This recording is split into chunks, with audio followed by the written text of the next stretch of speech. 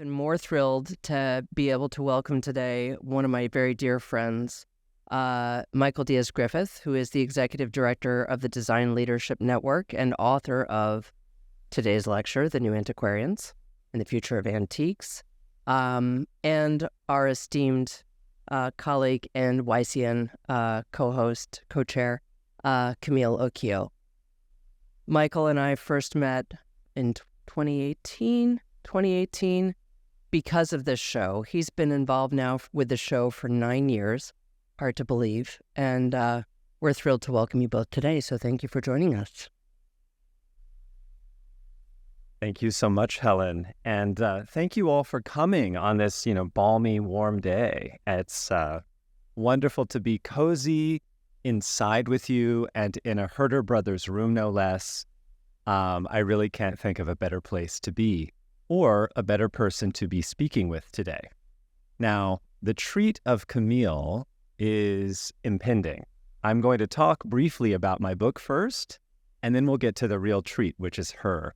But I thought it would be helpful maybe to give a bit of context about this whole topic of discussion that I'm constantly going on about if you know me or if you follow me on Instagram, or if you've ever overheard Camille and me talking over dinner. And that is the topic of young people collecting antiques. So, like many of you, I expect, I've been an antiques enthusiast for as long as I can remember. And from my earliest childhood days, I've been equally enthusiastic about historic art, architecture, and interiors, ultimately entering the antiques field through academia before working at art fairs, including this one, auction houses, and a museum foundation. It's the future of antiques beyond the field as we know it that we'll talk about today, however, and that forms the subject of my book, The New Antiquarians, which was published in June. 3 years in the making, the book is about a rising generation of collectors from diverse walks of life who are enthusiastically embracing historic art and the material culture of the past, incorporating them into their collections and homes with rigor and a sense of fun that is distinctly unburdened by the anxiety many of us have felt about the future of antiques in recent years. Having gotten to know these young collectors and having written about them in detail, I can declare with confidence that even outside this beautiful room, the future of antiques is bright, and young stewards of the material culture we love, at this very moment, are beginning to assume the mantle of responsibility for the world's store of old things. Now, some of them are beginners, and that's okay. Not everybody can be as cool as the diehards in this room or out in the drill shed of the armory, and certainly no one is as cool as Camille. And above all, we need more people in our ranks. I am filled with excitement about their existence, and I'm excited for these young collectors who are discovering the joy of antiques. They may not have started collecting at birth, but they are collecting now, and they will do so for many, many decades to come. These are the new antiquarians, and I'm here to spread the gospel that they do indeed, despite reports to the contrary, exist. Before I tell you more about the new antiquarians and we talk with Camille, a bit of history, recent history, is in order. I entered this discussion about the future of antiques as the assistant director and then as associate executive director of the Winter Show. Sorry, I've got a laser beam here that's going a little bit wild. When I joined the fair in 2014, after years spent in academia, journalism, and working for other art world events, the antiques boom of the 1980s through the 2000s had long since gone bust, and a rather desultory conversation was unfolding about what exactly had happened to the antiques market. In my very first meetings at the show, speculation was still swirling. Had the financial crisis of 2007 and 8 and the ensuing recession caused collectors to tighten their belts in the usual fashion, or did the trouble go mysteriously deeper? Some gestured to the specter of 9/11 and the wars that followed, murmuring about a generational shift from beauty to survival. Others pointed to the burgeoning taste for minimalism among Gen X, or those born between roughly 1965 and 1980, which produced a mania for mid-century modern at a time when the material was still too new, despite its vintage status, to be seen through the lens of continuity rather than disruption. Meanwhile, at the bottom of the home furnishings market, and I do mean the bottom, IKEA rose to a status first of ubiquity, then of hegemony, becoming a kind of shorthand for everything we antiques lovers hate: flatness, false convenience, and above all, disposability. Against this backdrop, the winter show soldiered on. As I settled in, I found that the pinnacle of the antiques market had stubbornly refused to collapse, or its collapse was slow enough to evade detection by the naked eye. Sometimes, late at night, I suspected the latter. Serious discussions were convened, and over conference tables and glasses of champagne, it was agreed that masterworks would always be in demand. Institutions and the very rich would continue paying good money, as they do, for the best. But what of everyday collectors, the kind who might buy a set of chairs for their dining room? Would there appear a new wave of moderately wealthy, eccentric, or foolhardy enthusiasts ready to offer themselves up at the altar of collecting? Sometimes my colleagues looked to me, the lone 20-something in the room, to answer this question. Much of the time, they did not. I found both responses to my presence highly motivating. As I walked around the fair's event for younger people, begun in the 90s by the children of board members, I ran a sort of diagnostic test through gimlet eyes. I had attended Young Collectors Night before, but as a guest pursuing my lifelong hunt for art and objects of fascination. Now, on a different mission, I surveyed a troubling scene. Cash-fattened bankers accompanied by mysterious beauties in red dresses, stands abandoned by their exhibitors and, like crime scenes, cordoned off from visitors, and a provisional DJ booth vibrating with tinny sound that doubled as a drop-off station for drained drinks. Dealers referred to the proceedings as the young and the checkless, and I understood why. No one was buying. Of even greater concern, few were looking. The volunteers who co-chaired the event did fantastic work, and they sold lots of tickets, and on paper, the party was a success. It raised desperately needed funds for the show's charity beneficiary, Eastside House Settlement, which I encourage you to look up if you haven't. Eastside House's mission is really the lifeblood of the show and has been for 70 years. The event, though, did not reflect a new wave of interest in anything, however, much less historic art and antiques. Quite the opposite. Here was the bust on display for all comers to see, or anyone with a Thursday evening to spare. But the good thing about busts is that they are pregnant with booms, and happily I sensed a boom brewing in other quarters. Beyond the view of the antiques world, millennials had begun retaining rather than dispossessing inherited heirlooms, and dredging affordable treasures from overlooked reefs of unwanted objects, from thrift stores to eBay and the endless scroll of the then novel digital app Instagram. There, people of all ages discovered a dematerialized temple of beauty, posting and feverishly discussing and fighting about obscure historic interiors, works of art unearthed in newly digitized museum archives, old photographs of vintage fashion, and objects of every description. In shopping malls across the country, the store Anthropology, with an IE for some reason, began to look like a simulation of a Middle Eastern bazaar, an antique shop, or both somehow at once. At House Beautiful, the nation's oldest continuously published shelter magazine, journalist Emma Bazillion coined the term Grand Millennial to describe a rising tide of preppy young people obsessed by chintz, lettuceware, needlepoint, and, yes, English furniture, the material world essentially of their grandparents. A wave of youthful interest in Shaker material and Americana followed, and we'll touch on that a bit with Camille. And there is no denying it. Nostalgia and a very new kind of interest in history was in the air. Not that everyone believed me.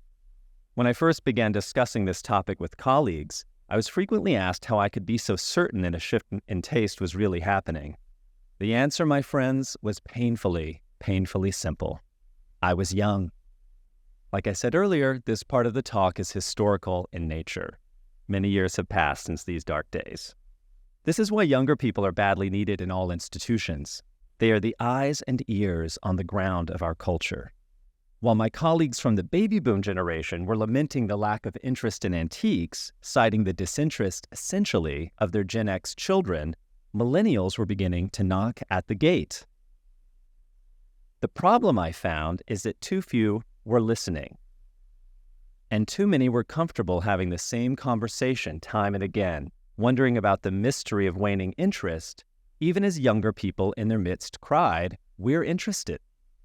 Of course, this heightened interest did not result in a sudden shift in fortune for the world's store of old things. Young dealers were emerging on social media and even in a few of the high-end fairs, including this one, and serious young buyers were emerging too. But collecting has never really been a young person's game, and for good reason. It requires disposable income. It's the elephant in the room. The lucky recipients of generational wealth, free spenders, and the childless enjoy a head start, with the self-made, financially prudent, and young parents following behind as money allows. This point really can't be emphasized enough. It's a life cycle dynamic that never changes, and it was also true in the 80s, 90s, and early 2000s. That said, I do want to point out that there are buyable things at these fairs, so if you're young and you have a couple of thousand burning a hole in your pocket, there are some incredible finds on the show floor, and dealers are particularly attentive to ensuring there is buyable material in their booths on Young Collectors Night. Even still, I felt a conviction that something big was in the offing for the antiques world, not just a positive development for the field or a subset of enthusiasts, but a mainstream cultural shift that could reverberate like the antiques boom in the last quarter of the 20th century. You see, at the scale of global culture, antiques and historic art were appearing not just where you'd expect. They were returning to favor as references across the arts, design, fashion, and pop culture. They were popping up everywhere you looked, if you were looking. And I was. By day, I was organizing the winter show and obsessively visiting museum exhibitions in navy suits and looking rather smarmy, but, was trying to look like an adult.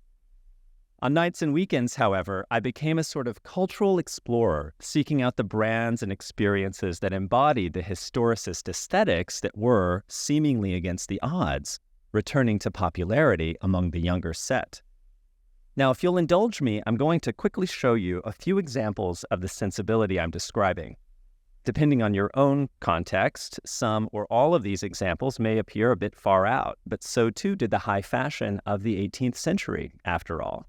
And I think it's important for us to engage with the visual culture of our times, not just the visual culture that we love in the decorative arts field or in the antiques market, but what's happening out there beyond the walls of this room. It's what's happening, for better or worse, whether you like it or not, and it will be studied as history in the future.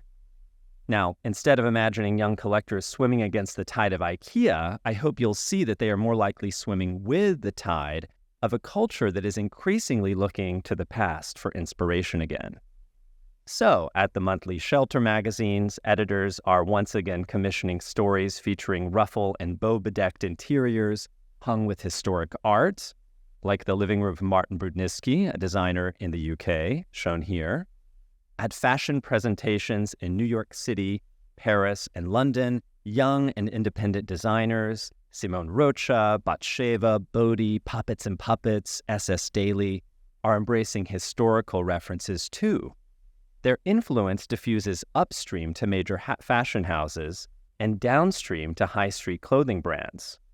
Meanwhile, the homes of influential young celebrities are lined with vibrant, historically inspired wallpapers. And multi-billion-dollar luxury conglomerates are staking their empires on a return to romance, whimsy, and above all, craftsmanship. The popularity of open floor plans is also in abeyance, and old-fashioned room types, like this carpeted boudoir-cum-bathroom in the home of businesswoman and socialite Lauren Santo Domingo, are returning to favor. The aesthetic influences in play range across periods and styles, from Americana to evocations of the medieval. Recently, there was a fashion show in London that very specifically invoked Ireland in the 1820s.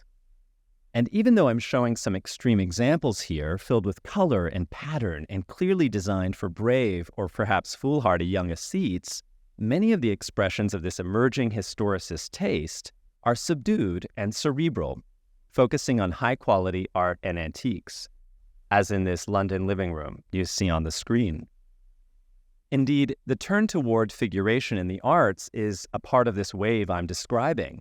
I could show hundreds of examples of paintings and sculptures that evoke, pay homage to, or otherwise engage, sometimes critically, and rightfully so, with the past. But that would warrant a separate discussion. The work of artists such as Kehinde Wiley is highly recognizable, however, and Wiley's deployment of aesthetic tropes from history serves a clear, very direct purpose of ennobling the Black subjects he represents. This maneuver has made its way into pop culture, too, in ways both serious, as here with Beyoncé and Jay-Z in front of the Mona Lisa, and not, as with the pop stars who cosplay as 18th century figures for fun. But it's not just fashion and interiors that are in play here. Objects are, too. Whether it is contemporary craft of a historicist bent, as in the example shown on the screen, or real historic objects inserted into contemporary contexts, material culture is seemingly everywhere. It is even in the movies, and not just in, obscure merchant ivory films, although those are my favorite from childhood, but hit films starring the most popular and beloved young stars in Hollywood. As with contemporary art as a, whole field, Bridgerton would require a talk of its own, so I pass over Bridgerton in silence. We're even seeing the return of accurate costumes and depictions of women with their hair up instead of flowing anachronistically down in many of these films, which is a great contrast from the historical films of the 90s. And that accuracy extends to the sets of buzzed-about television shows, which utilize materials such as Adelphi wallpaper from museum licensees such as Colonial Williamsburg or the V&A. Instead of papering over the past and historic material culture, vast tracts of our culture are exposing it to the light of day and millions of young eyeballs. And that's the key. They're young, and they haven't started buying, but this is what they're growing up on.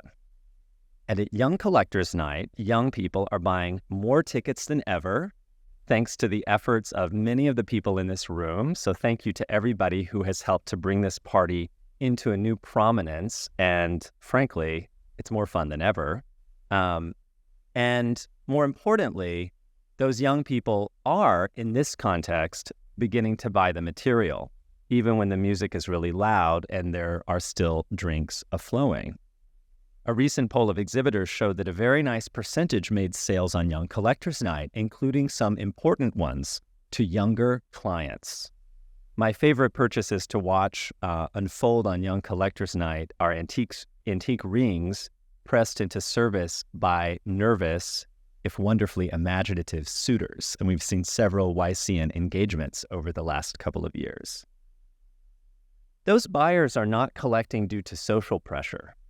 And I'm going to click through some of the people in this book, including one, Collier, who's in the room right now. Collier, if you'll raise your hand. We've got real live new antiquarians in this room, guys.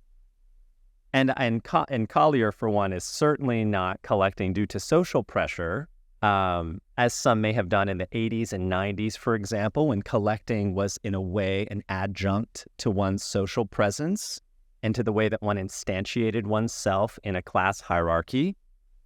Instead, they're collecting for love of the thing itself, but in an environment that has begun to favor old things again. While some hail from families with a collecting gene, others, including myself, began collecting from nothing. In a digital age of ultimate plurality, when we can amuse, divert, or educate ourselves with practically any piece of media ever created, just think about that. With a push of the button, we are choosing the material culture of the past, or it is choosing us. Now, for collectors of color, first-generation collectors, queer collectors, and others who are new to the pursuit, that choice or calling can be freighted with complexity, but it is also charged with possibility. Collecting is a tradition that is carried out most capably by free thinkers who prize self-knowledge, self-expression, the pursuit of an individual's sensibility, and the discovery, often through old things, of the new. So, as we look through these new antiquarians and begin to discuss this topic with Camille, think about the thousands and more who are waiting in the wings. How much larger could the field of the decorative arts grow if it directly addressed the latent interest of this wave of younger people who are seduced, whether they know it or not, by the lure of antiques? How powerful would it be for those of us privileged with access to this world, to this room, to invite them in, as you have done with me today, and say, look, the PowerPoint is messed up. We'll give that a moment. To say, look, we have the things you're interested in here. We have the things that inspired the runway shows. We have the things that are inspiring contemporary artists. Come and look at the originals. This is your inheritance too. This is our shared cultural patrimony. Let's talk about them. And I'll just say, I really like that this slideshow touched on Collier again, because he's basically a beefcake and should be a model. So we like seeing more of you, Collier.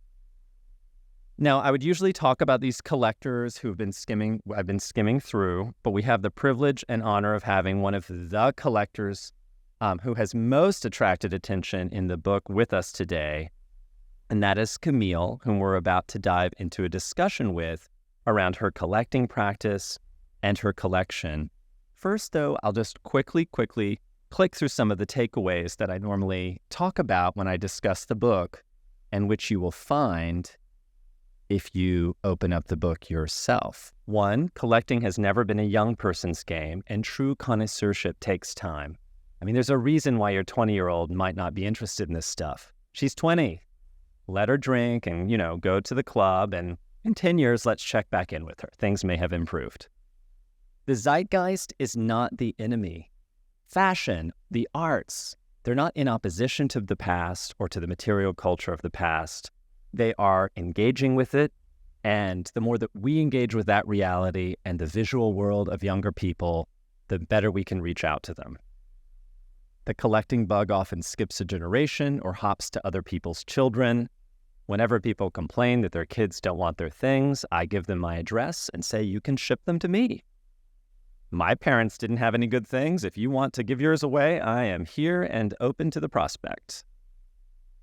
Now, I think more of us have caught on to this, but 5 years ago it was still a bit controversial in the antiques world. But online discovery does lead to offline appreciation, and the reverse is also true. There is no longer a barrier between online and offline.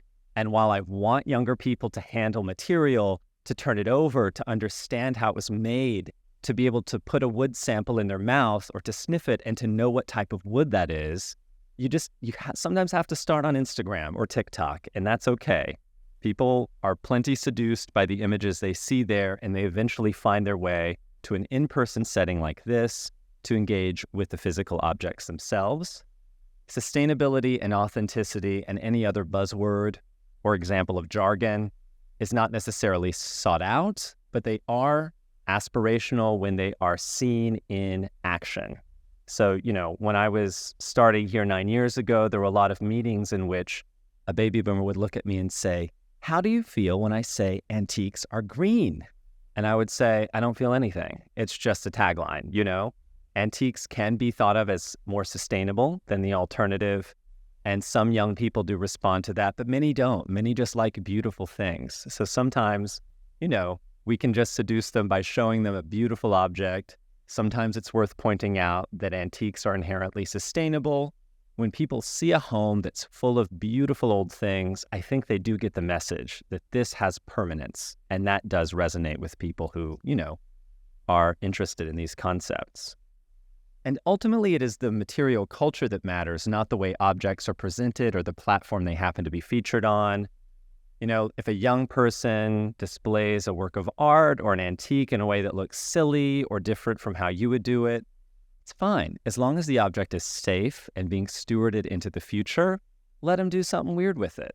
My chief concern is that that object still exists in 20 years and in 50 years. So, it's kind of fun when people take risks and experiment with interpretation. And finally, representation matters. Younger people especially need to be able to see themselves and the future in collecting. And that does not happen when we represent collecting as a pursuit only for WASPs or for any other subset of our culture. When we invite those young people in, they are able to do just that, see their future in collecting. And I hope that you're just a little more hopeful about the future than when you walk through those doors, and maybe even a little excited. The pendulum of taste is swinging back in our direction. I would even venture, as you've heard, that an antiques boom is coming. Whatever happens, I want you to know that young collectors are out there beyond Collier and Camille and some of the others who may have come here today. They really are. And they're seeking to continue the great tradition of collecting, albeit in new ways. They stand to derive a great deal of pleasure and interest from their pursuits, and we stand to derive a great deal of satisfaction from helping and guiding them, and also learning from them in the years to come.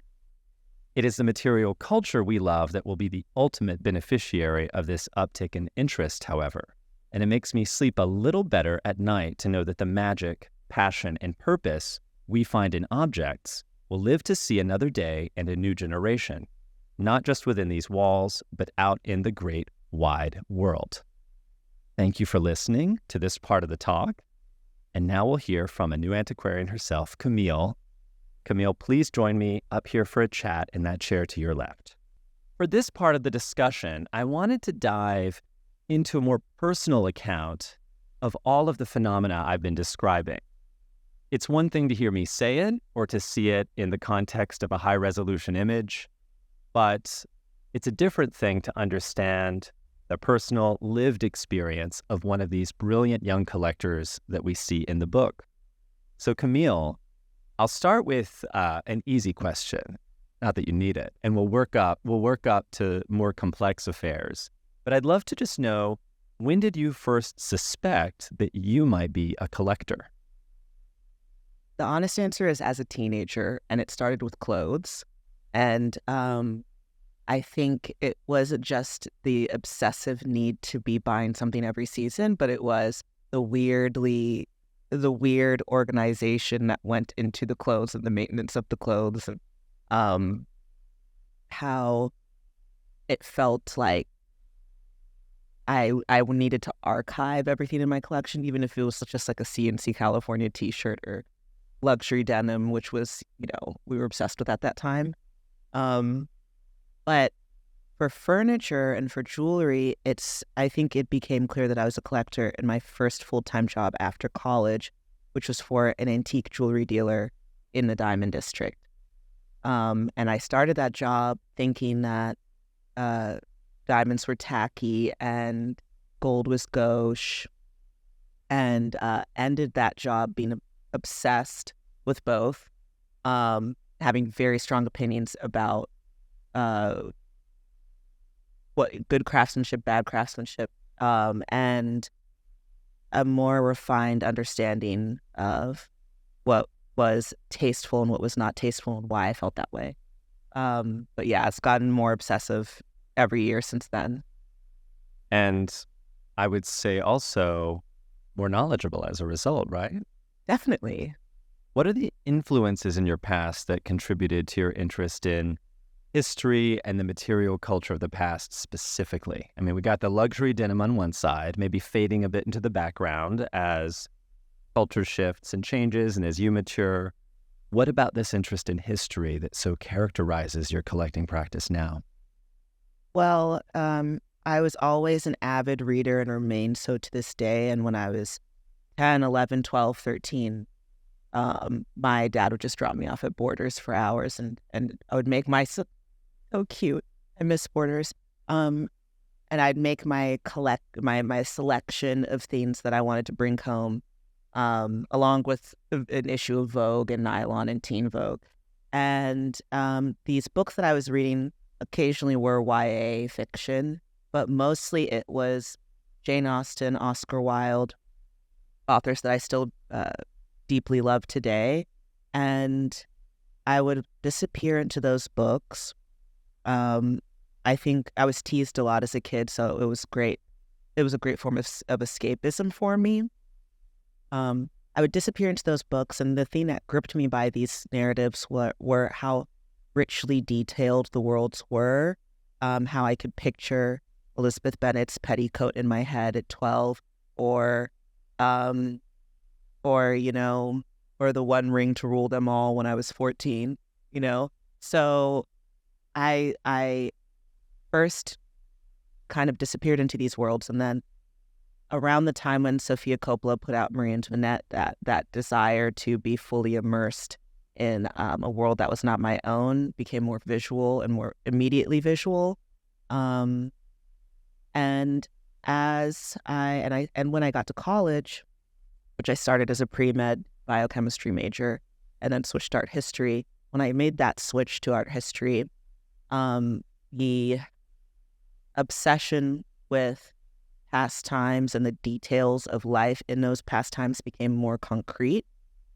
And I think that's when I began, also, that dovetailed with my resource, not, ballooning, but gradually increasing. Yeah. And that's when I was able to really play with the idea of creating a fully immersive world of my own.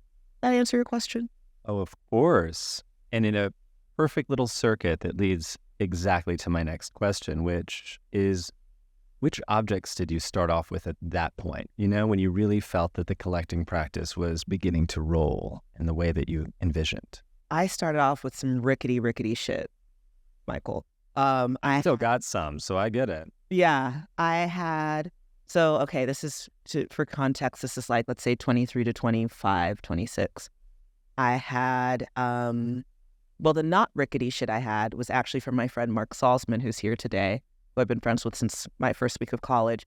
He was moving out of his apartment into a larger apartment, and his taste was evolving from this kind of like cherry wood lined private men's club, like traditionally masked with a twist.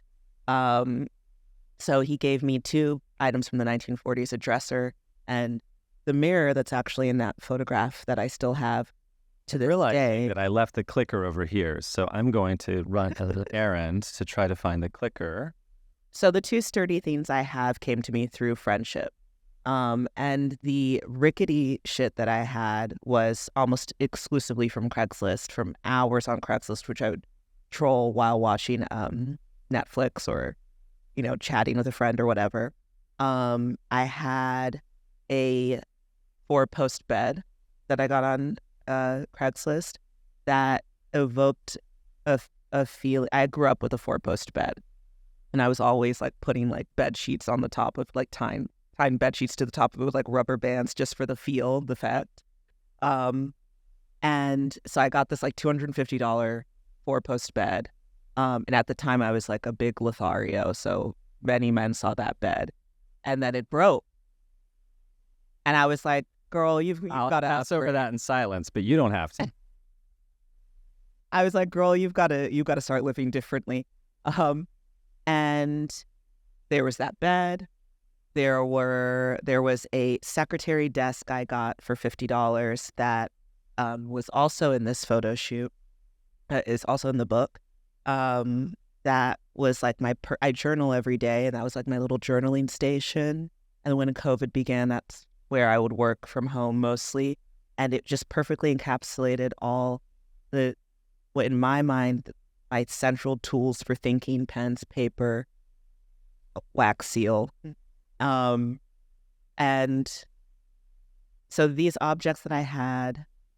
Wait, circle back to what the question was again. I'm getting off. No. It was, what sort of got the ball rolling in your collection. But I want to just bookmark one idea, which is that it's always struck me that Camille sees her objects through the lens of experience. You have a highly experiential way of interacting with the material you collect. And I know that seems kind of obvious. I mean, we all know some collectors in Connecticut who live with American antiques, and they have to stoop to walk down their stairs because they're living in little 18th century houses, and they do sort of live the periods they love in a way. But there's also a lot of collecting that's a little more abstract, you know?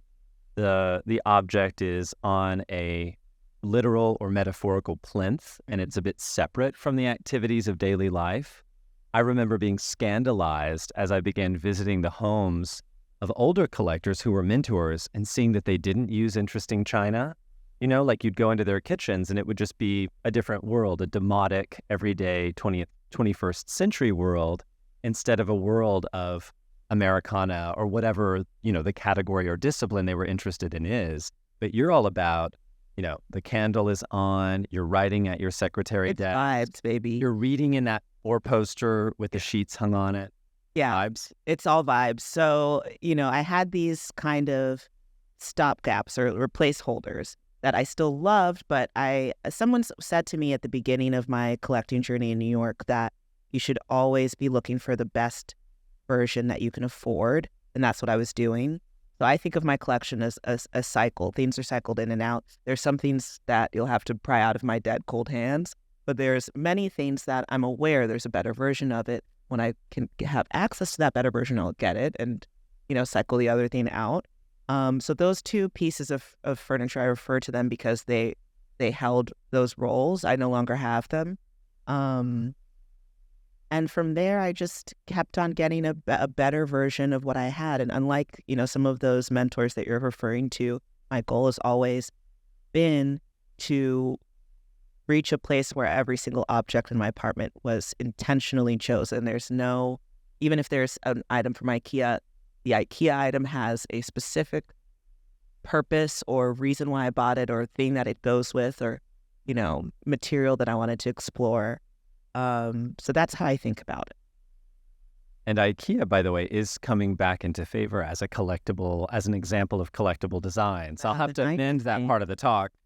It's really interesting. I mean, because we've had this sort of 90s Y2K revival in taste, there are all these people online who are paying quite significant sums for some of the iconic special editions of things from that period. It's spooky, yeah. It's spooky.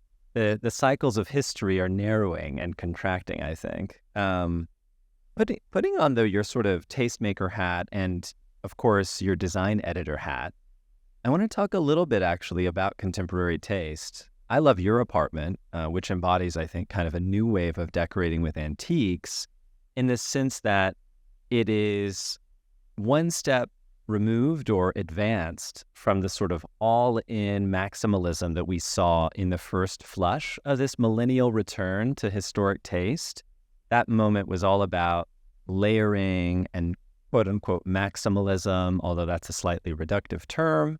And while I respect and participate in some of those aesthetic tendencies, I actually love that right now we're shifting to sort of Gen Z, oxel vervoot, but in a thong, kind of a new taste in which the background is quite spare, as it is in your apartment, and the objects have a little bit more breathing room to transmit their erratic energy. So tell me about your apartment and your take on sort of how taste is shifting.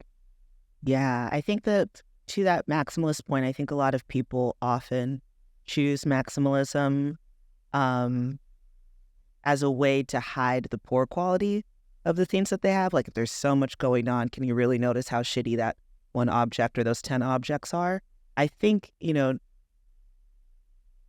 being able to hone in on one thing or one detail about a thing, that expresses confidence. And that's what I want my spaces to mirror back to me. You're a connoisseur.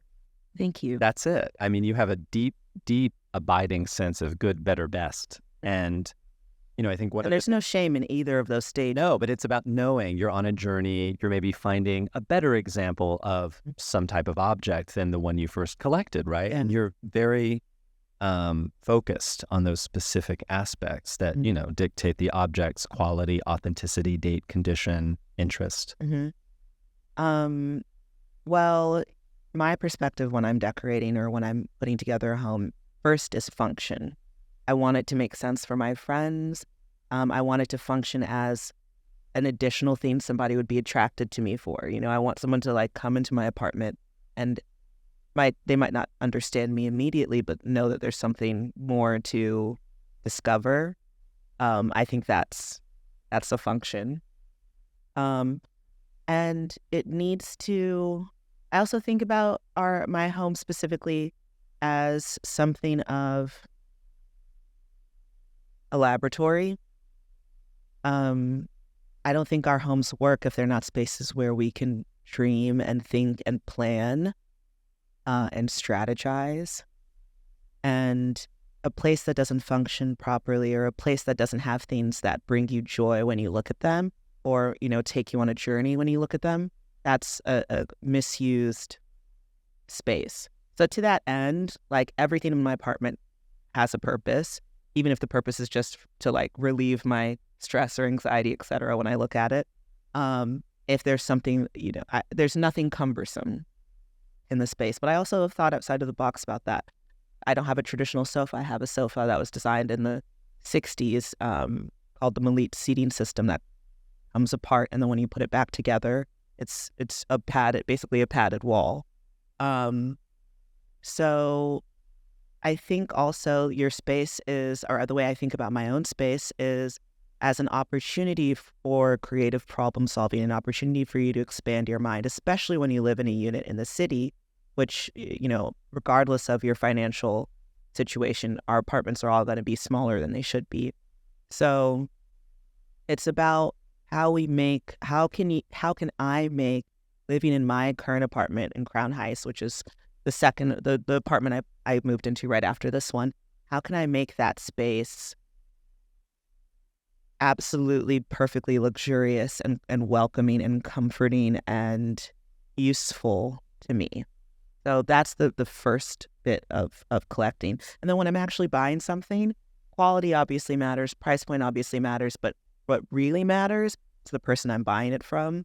Do they have bad energy, as many people do, or am I fucking obsessed? No one here. No one here. I want to be obsessed with the person I'm buying from. I also want to be obsessed by the people I'm getting inspiration from, the interior designers, the friends. I love that you're sort of combining the lessons of the 20th century and indeed of, you know, people like the Shakers, some of the qualities we associate with folk art and its culture. You're sort of combining this lens on functionalism with this appreciation for a luxurious way of living, right? It's like you're locating luxury in these functional practices. And I think that idea has been sort of reserved for modernists in recent history, and you're bringing that to the field of historic art appreciation. I mean, there's nothing new under the sun, which is not necessarily a bad thing. That's in some ways exciting. And I think this idea that people have grasped to or held on to, that highly functional objects and modernity are the same thing, is, well, it's factually incorrect. You know, drop leaf tables have been used for centuries. Modular seating. The concept itself comes literally from history. Yeah, the lazy boy is not the first chair that you could put your feet up on. That there are examples of that go centuries back. A Renaissance cabinet has more hidey holes and more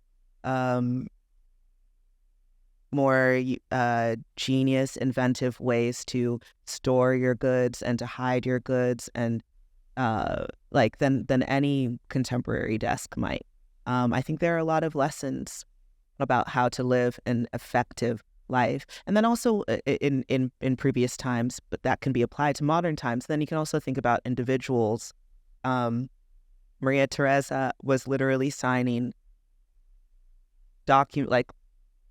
political documents while birthing her children in bed in the 18th century, and she had tools for that, you know? So I think there's something to be said for divorcing this idea of function from modernity. There's a lot to be said for that. And And there's also a lot to be said for pointing out that modernism itself participated in the creation of ornament. It's a fiction even that modernism embodies a kind of purely functionalist approach.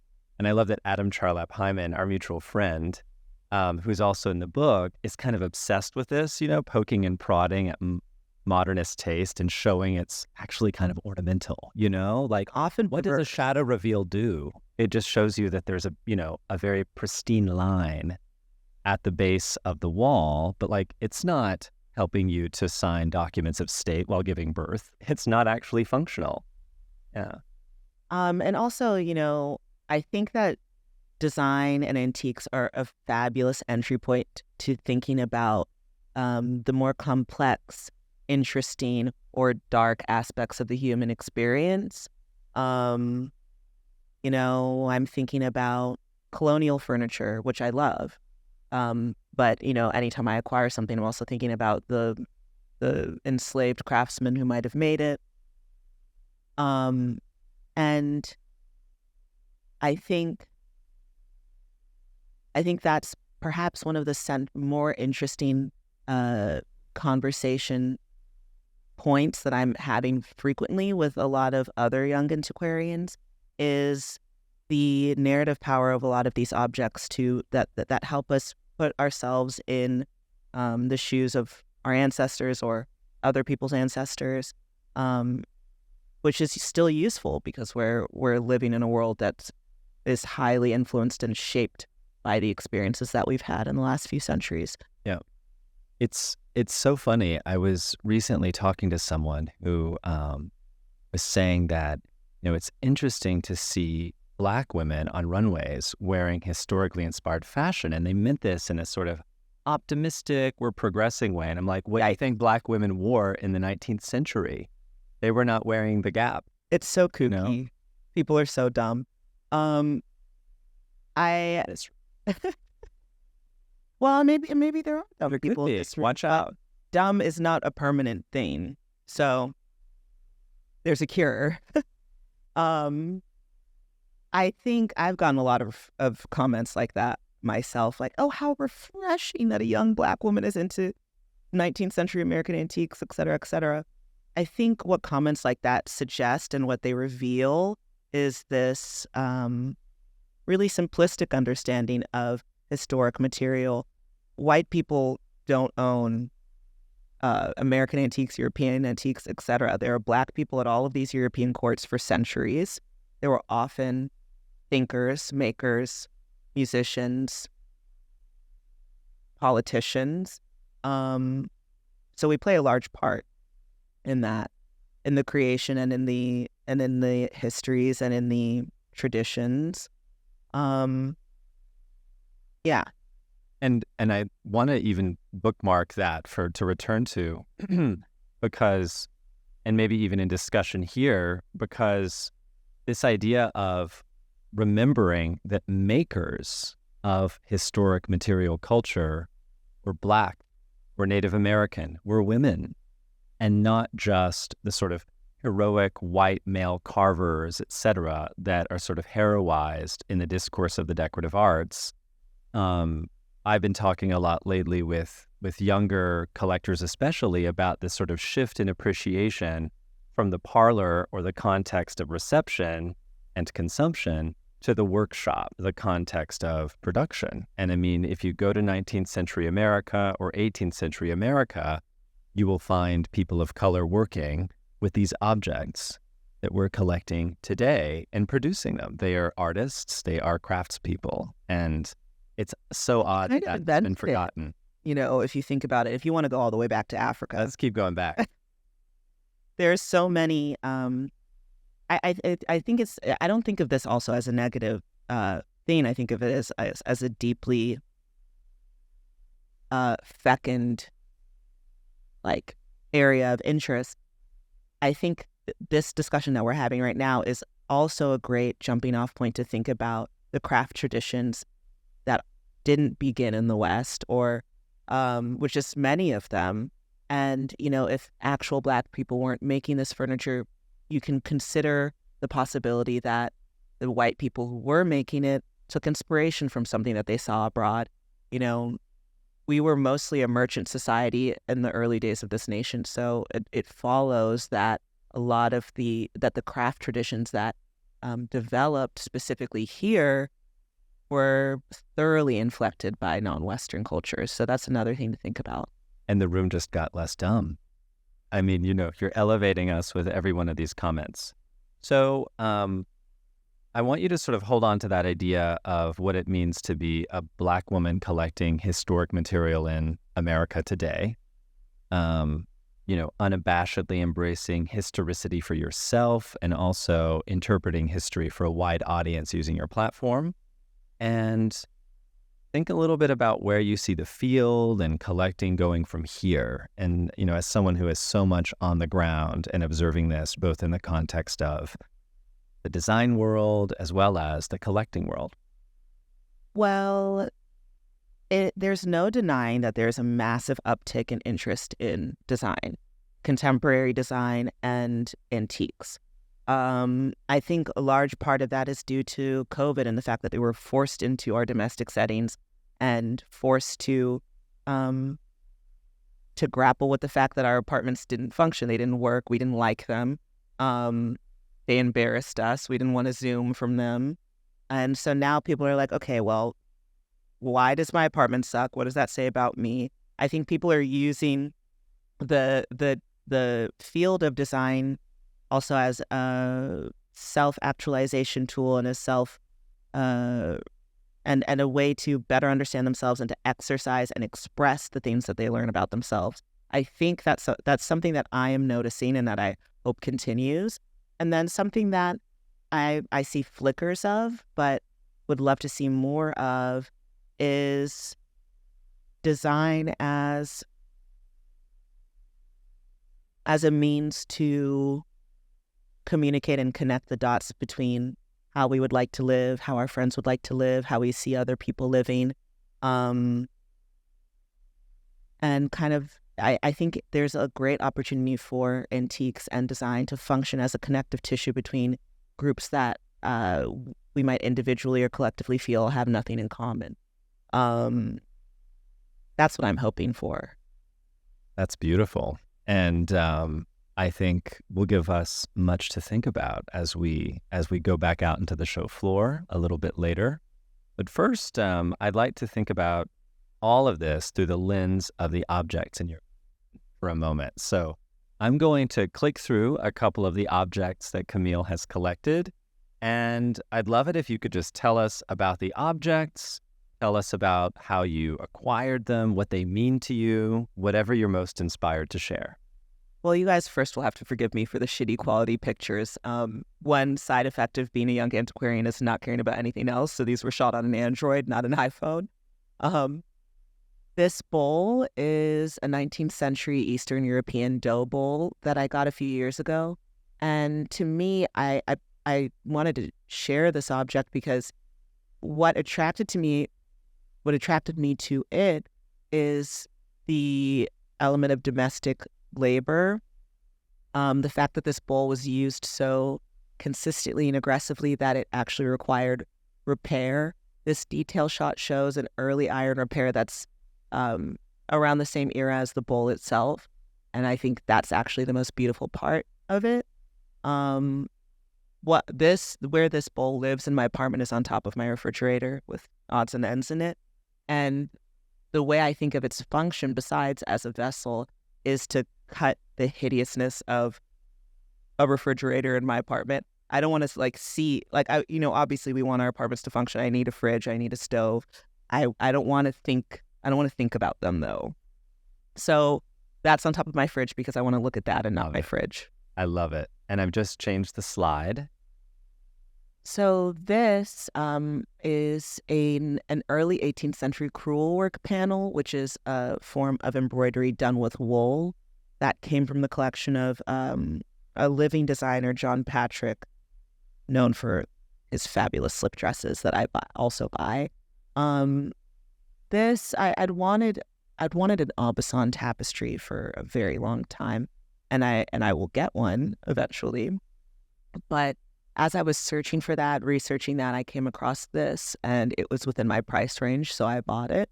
And it actually is a great example to speak to something a little spooky that I think I've experienced, finding so many objects that work uncannily well with the dimensions in each one of my apartments. I did not measure, I obviously did measurements before purchasing this, but I didn't expect that tapestry to fit so beautifully in between my previous bedroom door and my bathroom door as it does here. But that speaks to something that I suspect, and that's that objects find us. I don't necessarily think that they have spirits of their own, but they definitely have energy. And when you're manifesting something, when you're calling for something, I've found too many times for it to be a coincidence that that perfect thing that you weren't necessarily thinking was what you would end up with finds you. So I think that's another argument for why you should be researching and considering why you're obsessed with a particular thing. Because the more energy you put into the dreaming, the more likely you're going to find something that, takes your breath away. So the thing I love about this also is you can't see it from this far away, but there are fruit trees in the 4 quadrants of the tapestry and of the panel, and each tree has a different type of fruit on it. And something that I think about a lot and that I appreciate a lot is the rich hunting and food tradition of this period and of the several hundred years prior. Anytime you read a biography about a European monarch from the 1500s to the 1700s, there is a lot of emphasis, or rather I think deeply about like what was on their table, what they were eating, how they were celebrating together, what kind of convivial spirit that era had, because I kind of want to recreate that. And I'm frequently, actually, at a birthday party that Michael came to a few years ago at my house, the dough bowl on the previous slide was used to hold family-sized Popeyes chicken that I ordered for the party. And out of the 50 people that were there, that was the most Instagrammed moment. A bit like the legacy of Mary-Kate Olsen's wedding. With cigarettes? With the cigarettes in the crystal bowl. Yes, exactly. So it's also just like these objects are a great opportunity for hilarity, So this is a 19th century faux painted mirror. The painting is very faded at this point. And this I wanted to share because I think it's a great example of how objects can serve as really emotional markings in time. This mirror I actually got from a lover who was an antique dealer himself in our age group. Obviously, the love affair went south, but the mirror still represents passion to me, and it hangs above my bed. And I don't think so much about him anymore, but I do think about the mirror. And you can look at yourself in it. Exactly. I look at myself in the mirror. That's the ultimate mic drop. This the object I want to discuss in this image, that's the secretary desk I referred to earlier, by the way, at the bottom. But above it is a 17th century painting on tin that I got at auction a year or two before the onslaught of COVID and before live auctioneers became impossible to navigate with everybody else getting hip to it. But that painting is so meaningful to me because of the message on the ribbon at its bottom, which reads "Hold fast." And I think I often look at it when I'm exhausted, overwhelmed, irritated. It's a constant reminder that giving up is not an option. When was it made? Oh, no idea, but I suspect it had some sort of maritime purpose because it's painted on tin, but I don't know if I might be wrong. But it's 17th century. One of the things I love about Camille's practice is that you're constantly researching and re-researching the objects that you collect. It's sort of like an ongoing project with each one. Absolutely. Yeah. They're like living things. I love how you're also kind of unpacking the talismanic power of objects. Some are expressions of the work of a hand. Some are expressions of great creativity from the past. Some hold stories. They may be your stories, or they may make you feel a certain way.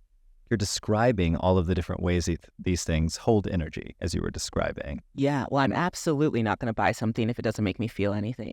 I'm just like I'm not going to hang out with somebody if they don't make me feel something. But this table, no, I don't know where it came from. I found it in a literal junk shop unsuspectedly. But what I love about it is this kind of ad hoc, pieced together thing that it has going on. It was clearly made by someone who isn't well versed in furniture making, and that's what I love about it. The legs are all irregular. I could very easily get a splinter off it. It's precarious, and I love the tension that it suggests right next to my bed. You know, the most cocoony, soft place in my home. But I do believe it's 20th century. But you know, that's a broad umbrella. Antiques are just craft with some age on them, right? So there's sort of an obsession with craft in the design world right now. And I love that, you know, instead of thinking about craft narrowly through a disciplinary lens or by history, I think you're interested in craft just in general, and then find examples, humble examples or highly sophisticated examples from any period and appreciate them equally. Definitely. I think previous generations really honed in on, okay, like I only collect 19th century Americana, I only collect 18th century French decorative arts. And, you know, 18th century French decorative arts were actually the category that I loved first and will always love.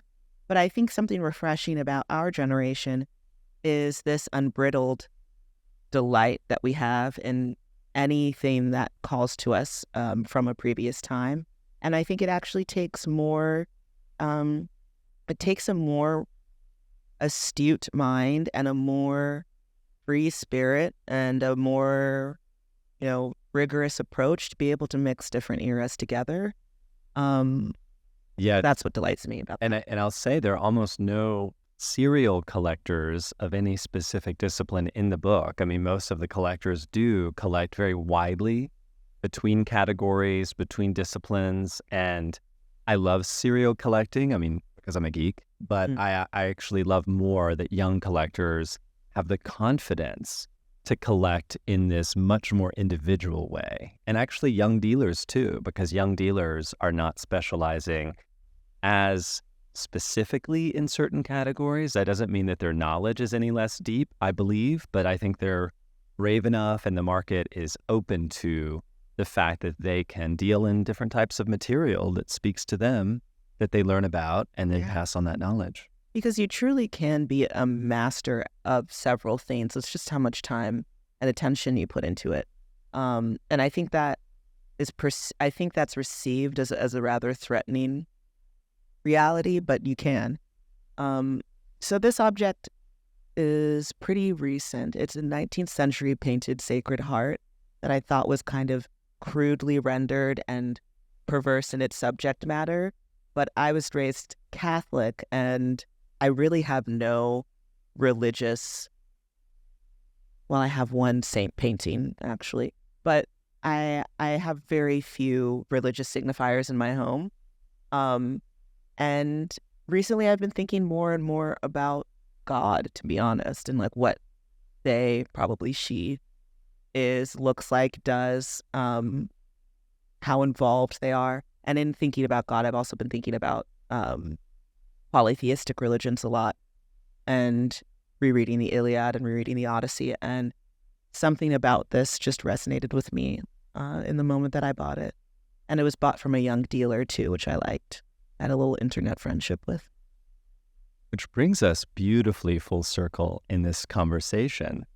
Camille, before we leave, which is going to be hard to do because I always find it hard to leave any room that you're in, do tell us, what are some of your favorite objects at the show? I know you've had a little bit of time to peruse. So I really loved this 1935 Cartier brooch from Olivier Roussy. that had the King of Hearts on it, rendered in enamel on gold. The King of Hearts had this cute little ermine like collar with like little teardrop dots all over it. It was just extremely, extremely beautiful quality. So there was that. Simon Tickle had a dementoid garnet and diamond starburst brooch. I think he said 19th century. That was like, the colors reminded me of lab-grown drugs, like what I imagine like heroin looks like or something. And I thought that was like so grotesque and fab. I also really loved this painting of a Hawaiian royal woman from the 1800s that's hanging in the Focus booth. That was fab. Loved her skin. And what else? There's a gorgeous chair. I'm blanking on the dealer's name. He's English. That's early Nakashima, but almost has Charlotte Perriand energy. That chair is really beautiful.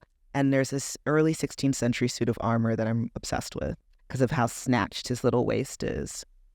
Love it. Yeah, she's dropped some quite serious breadcrumbs for all of you. When you're back on the show floor, I encourage you to look at those finds that Camille has pointed out very generously. I'm guessing that your very favorite things you will not share with us because you're a true collector in that way. No, yeah, I'm overprotective and slightly suspicious. It's a Scorpio thing. As you should be. For any of the younger people in the audience who may not have been to the show before, I do encourage you when you're out there to talk to the dealers. They live to tell their stories. I mean, they're crying out for it. They're not always good at expressing that or seeming approachable, but they are here to talk to you about their material. They love sharing it. And on Young Collectors Night, if you're very, very nice and you go to a jewelry dealer, they may even loan you something for the evening. You have to put on your nicest smile and seem very responsible, but, it has been known to happen. Yeah. If you develop a relationship with a jeweler, they'll always loan you something. I know this from personal experience.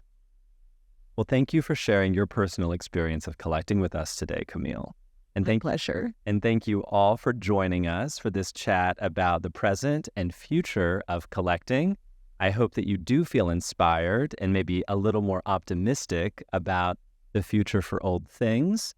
If you haven't seen the book, I encourage you to take a look at it to learn even more about Camille's practice and what stands behind her collecting. Also, to learn more about Brilliant Collier, whom we'll have to have on stage with us next time. Thank you for opening your minds and your hearts to the new generation, and we'll see you on the show floor. Have a good evening. Thank you.